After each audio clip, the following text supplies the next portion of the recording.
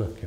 ఇప్పుడు ఇట్లా పాకిస్తాన్ సమస్య ఇటువైపు ఉండగానే జమ్మూ కాశ్మీర్ ఎన్నికలు 10 ఏళ్ల తర్వాత ఎన్నికల్లోకి వెళ్తున్నటువంటి జమ్మూ కాశ్మీర్ ఎన్నికలు ఈ అంశంతో పాటు ఏ అంశాలు ప్రభావితం చూసేటువంటి అవకాశం ఉంది? ఇప్పుడు జమ్మూ కాశ్మీర్ ఎన్నికల్లో ప్రధానంగా ఆర్టికల్ 370 ఒక అజెండా. అవును, ఆర్టికల్ 370 సుప్రీంకోర్టు కూడా సమర్థించింది. రాజకీయ కారణాలతో ఇండియా కూటమి దాని మీద మాట్లాడుతోంది తప్ప కాంగ్రెస్ కూడా ఈరోజు మాట్లాడే పరిస్థితుల్లో లేదు. కాశ్మీర్లో ఉన్న కొన్ని పార్టీలు, ముఖ్యంగా నేషనల్ కాన్ఫరెన్స్, హురియత్ కాన్ఫరెన్స్ మద్దతుతో ఉన్న పార్టీలో పీడీపీనో మాట్లాడుతున్నాయి. కానీ ఇది సెటిల్ అయిన ఇష్యూ. ఈ ఇష్యూ సెటిల్ అయిందన్న విషయం పార్లమెంట్ ఎన్నికల్లోనే కొంత తేలిపోయింది. ఇప్పుడు అసెంబ్లీ ఎన్నికల్లో కూడా జమ్మూ కాశ్మీర్ ప్రజలు ఇది సెటిల్ అయిన ఇష్యూ అని చెప్తారనే నమ్మకం అందరిలోనూ ఉంది. ఒక్కసారి ఆ తీర్పు అలా ఇచ్చిన తర్వాత అక్కడ అజెండా ఇంకా ఏమున్నాయి? అక్కడ అభివృద్ధి ఒక్కటే అజెండా ఈరోజు. అంతే. ఇన్ని రోజులు అమలు కాని రిజర్వేషన్లే అజెండా. ఇన్ని రోజులు కొందరు నాయకులు, కొన్ని పార్టీలు అన్ని ఆస్తుల్ని కబ్జా చేసి పెట్టుకొని పూర్తి అధికారాన్ని అనుభవించడమే అక్కడ అజెండా. అనుభవిస్తూ వచ్చిన దాన్ని ఈరోజు సరిచేయడమే అజెండా. వీటిల్ని అక్కడ ప్రజలు స్వాగతిస్తున్నారనేది పార్లమెంట్ ఎన్నికల్లో తేలిపోయింది.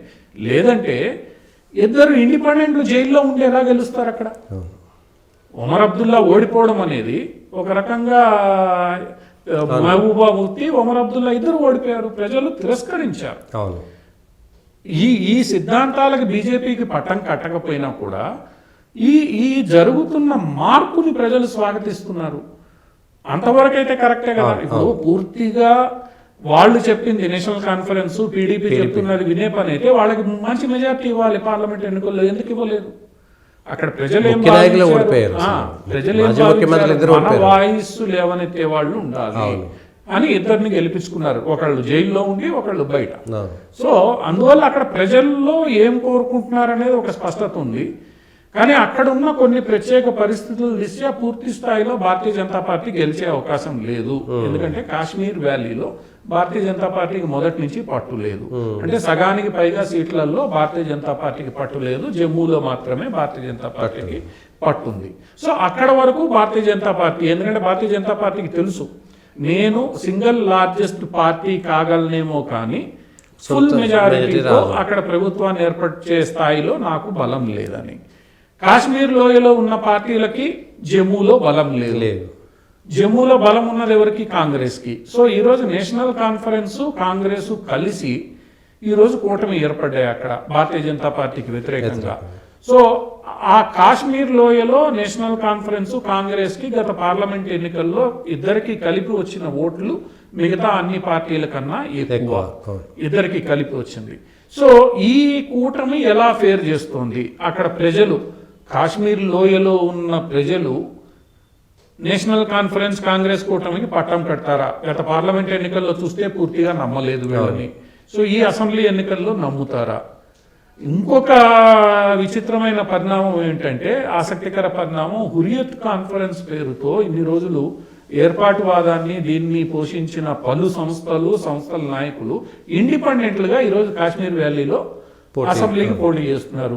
వాళ్ళని అన్ని మీడియాలు వెళ్ళి ప్రశ్నించాయి. ఎందుకు మీరు పోటీ చేస్తున్నారు? మీకు ఇది ప్రజాస్వామ్యం ఇష్టం లేదు కదా, భారతదేశంలో ఉండడం ఇష్టం లేదు కదా అంటే, మేము ఇప్పుడు ప్రజాస్వామ్య ప్రక్రియ ద్వారా మా సమస్యల్ని లేవనెత్తదలుచుకున్నామని వాళ్ళు స్పష్టంగా చెప్పారు. దాంతో వాళ్ళందరూ రంగంలో ఉన్నారు. సో ఈరోజు దీంతో ఏమైంది? కాశ్మీర్ లోయలో 3 ప్రధాన కూటములు పోటీ పడుతున్నాయి. అంటే బీజేపీ కూడా అక్కడ పోటీలో ఉన్నప్పటికీ కూడా 3 ప్రధాన, ఒకటి పోయిన ఎన్నికల్లో ఎక్కువ బీజేపీ కూడా ఓట్లు వచ్చాయి. నేషనల్ కాన్ఫరెన్స్, కాంగ్రెస్ కూటమి. రెండవది పీడీపీ. మూడవది, ఎందుకంటే పీడీపీతో ఎవరు పొత్తు పెట్టుకోలే. మూడవది ఈ హురియత్ కాన్ఫరెన్స్ కి చెందిన ఇండిపెండెంట్ నాయకులు. ఎందుకంటే మొన్న పార్లమెంట్ ఎన్నికల్లో 2 ఇండిపెండెంట్లు గెలిచారు ఇటువంటి హురియత్ కాన్ఫరెన్స్ మద్దతుతో. సో ఇప్పుడు అక్కడ 3 పోటీ పడుతున్నారు కాశ్మీర్ లోయలో ప్రజల్ని గెలుచుకోవడానికి. ఇక బీజేపీ కూడా కొంత ఉంటుంది. సో 4 అక్కడ చతుర్ముఖ పోటీ ఖచ్చితంగా జరుగుతుంది. దాంతో అక్కడ పోటీ టఫ్ గా ఉండబోతోంది. కాశ్మీర్ ప్రజలు ఎవరికి మద్దతు ఇస్తారనేది. జమ్మూలో it is going to be అంటే ద్విముఖ పోటీ. ఒక స్థాయిలో చూస్తే కాంగ్రెస్ కూటమి. సో ఇక్కడ బీజేపీకి ఎప్పుడు అడ్వాంటేజ్ ఉంది, కాంగ్రెస్ కి డిసడ్వాంటేజ్ ఉంది. ఇక్కడ కాంగ్రెస్ ఎప్పుడు అక్కడ పెద్దగా గెలిచింది లేదు. గత 7-8 పార్లమెంట్ ఎన్నికల్లో కూడా అక్కడ జితేంద్ర సింగ్ వీళ్ళు గెలుస్తూ వచ్చారు తప్ప కాంగ్రెస్ గెలుపు లేదు. అటువంటి పరిస్థితుల్లో జమ్మూలో బీజేపీ బలంగా ఉన్నప్పుడు పెద్ద సింగిల్ లార్జెస్ట్ పార్టీగా అవతరిస్తే అక్కడ జరుగుతున్న త్రిముఖ చతుర్ముఖ పోటీలో ఏ పార్టీకి ఎక్కువ సీట్లు వస్తాయో దాన్ని బట్టి, ఇప్పుడు నేషనల్ కాన్ఫరెన్స్ కాంగ్రెస్ కి అక్కడ ఎక్కువ సీట్లు వచ్చాయి కానీ ప్రభుత్వం ఏర్పాటు చేసే పరిస్థితి లేదు. అటువంటిప్పుడు ఇంకా పీడీపీని చేర్చుకోవాలి, ఇంకోళ్ళని చేర్చుకోవాలి. ఎన్ని చేర్చుకున్నా కూడా అవి సగానికే పరిమితం అవుతాయి, జమ్మూలో సీట్లు రాకుండా. లేదు, జమ్మూ ప్రజలు కూడా బీజేపీని తిరస్కరించి కాంగ్రెస్ పట్టం కడితే అది వేరు పరిస్థితి. కానీ ఆ పరిస్థితి ఉండదనుకుంటున్నాం మేము, ఎందుకంటే అక్కడ ఉన్న పరిస్థితులను బట్టి. అందువల్ల ఏంటంటే అది కొంత హంగ్ అసెంబ్లీ లాగా ఏర్పడే అవకాశం ఒకటి ఉంటుంది. ఆ హంగ్ అసెంబ్లీ ఏర్పడినప్పుడు పెద్ద పార్టీగా ఒకవేళ భారతీయ జనతా పార్టీ అవతరిస్తే, ఈరోజు రామారావు గారు అక్కడ ఇన్ఛార్జిగా ఉన్న వేళ టీడీపీని బీజేపీ దగ్గరికి తీసుకునే అవకాశం ఉంటుంది.